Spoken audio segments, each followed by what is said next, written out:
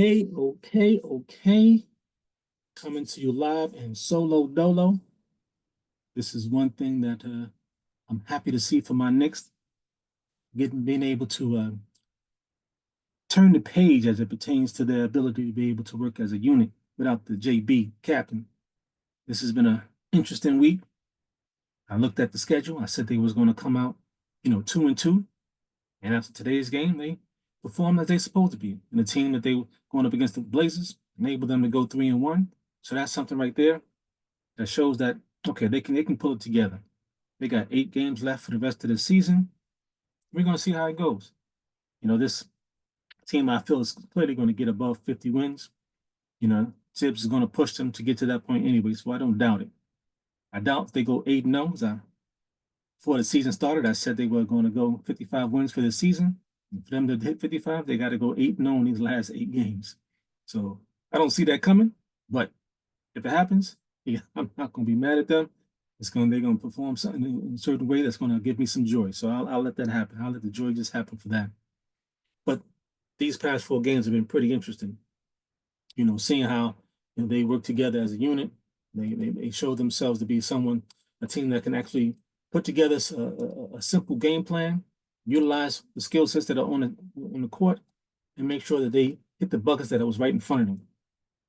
That Dallas game was a pretty simple game for this week. I was kind of uncertain as to how they were going to perform, but seeing that Anthony Davis wasn't there, I figured they had to get the win on that one because a loss without Anthony Davis on that team would have been heartbreaking.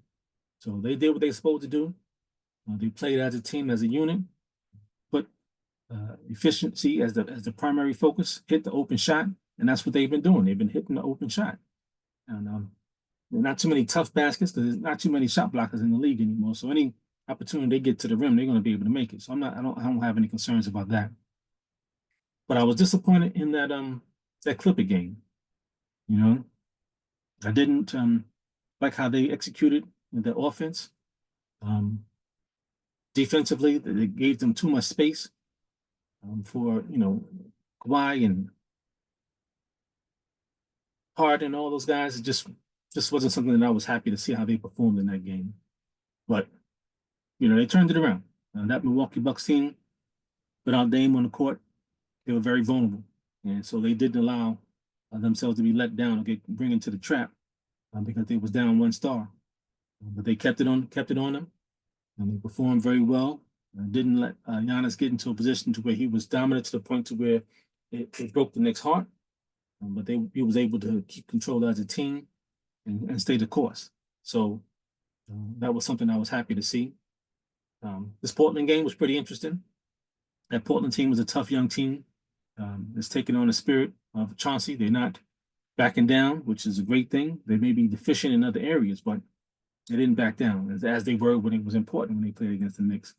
But this one here, the Knicks was able to utilize their efficiency by moving the ball around, hitting the open shot, clear lanes to the basket, and that was kind of surprising that they was able to get that many clear baskets there. So, but I'm not going to be mad at them. So do what you got to do. The point of it all is to put points on the board. It's the easiest baskets to get to the hole, and your man's not being able to stop you. Do it. Put it on him. Be aggressive in that way. And that's the biggest thing, the biggest shock of it all. All these past while Brunson's been down, is how OG has stepped up his offensive game. He's been very aggressive. Whether that's a byproduct of just Brunson not being there, whether he'll be able to maintain that when Brunson comes back, that's for us to see at that time. But the fact that he is doing it shows that he is capable of doing it. And he showed it last year in the playoffs. I mean, that before he tore up his hamstring against Indiana, and he was aggressive to no ends. He put it on them and allowed them to be able to be productive in that game. Unfortunately, they lost the series, but he set the tone for himself and what could be from OG's standpoint. So I like the fact that he's doing it. He's doing it in a variety of ways. A lot of points at the basket. The stats over the past few games was disheartening when it came to the three-pointer because, he's shooting a lot of those and he's missing a lot. I don't like that neither. So if he can balance that out in one way where if he's open, take it, of course. But when he's open, you got to hit it. You can't just be taking open shots and missing them and bricking them like he's been doing overall. But it's not affecting his other side of the game. It's not affecting his ability to get to the court or to take it to the way where he's going to be getting fouled and getting to the free throw line. So he's doing that very well. So those are things that I like to see, but he has to make those open shots when he's shooting those threes. And that's something where we'll need him to do that. Interesting observation. Did not know too much about DeLon Wright in these past 2 games. There's a level of stability from the point guard position. Interesting, performance on the court. His defense is what would surprise me. I'm not too familiar with him as well, but in that sense, of course, it's a surprise because I don't know his true game. But the fact he was able to get multiple blocks a day, on-ball defense was pretty tough, and enabled the Knicks to stay in front of the game and not working from behind.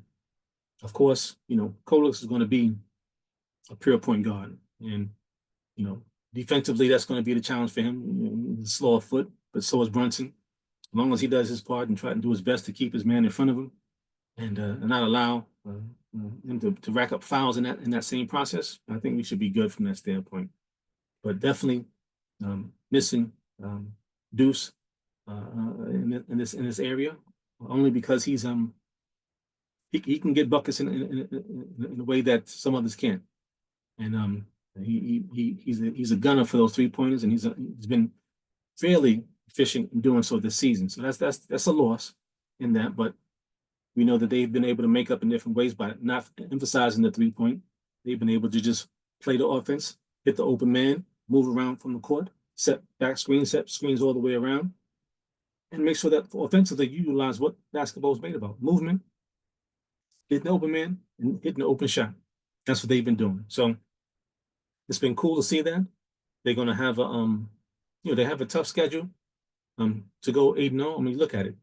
Next games are home against Philly, then away game against Cleveland, away game against Atlanta, home against Phoenix, home against Boston, away against Detroit, home against Cleveland, and then away against Brooklyn. That's going to be interesting. And that's why I say I don't see them going 8-0 in that scenario. I basically have them going 5-3, in these games. So even with that, if they currently got 47 wins, I'll be happy with a 52-win season. That's pretty nice overall. But I would love for them to do it. Specifically, I want them to show well against Cleveland, Boston, and Detroit. Those are teams that I want them just to be able to show that they can actually hang with them and show a level of fortitude against them. That's something that they haven't shown this year. JB is going to come back at some point hopefully before the end of the season. I really would love to see him to come back the last 4 games of the season to get his win back.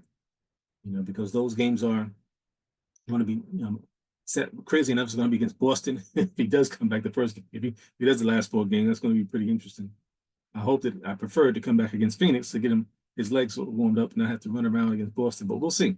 Let's see what happens, how he's feeling, and just hope that he comes out of 100%. But at the end of the day, this team have to do what they have to do as far as winning against the opponent that's before them. And that's what I think they can do. But in that way, I'm signing off. Happy with my Knicks have performed this week. They went 3-1. Happy for it. Let's move on for the next week activity. There's only 2 weeks left.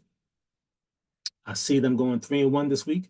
And so with that, the game against Cleveland is going to be the toughest. And I see that's the only loss that will come from it. But if they play the way they've been playing tough defense, moving the ball around, they can actually win that game. So let's just go for it. This team 3-1 for this week, and we're going to see how it plays out. Harlem2MSG.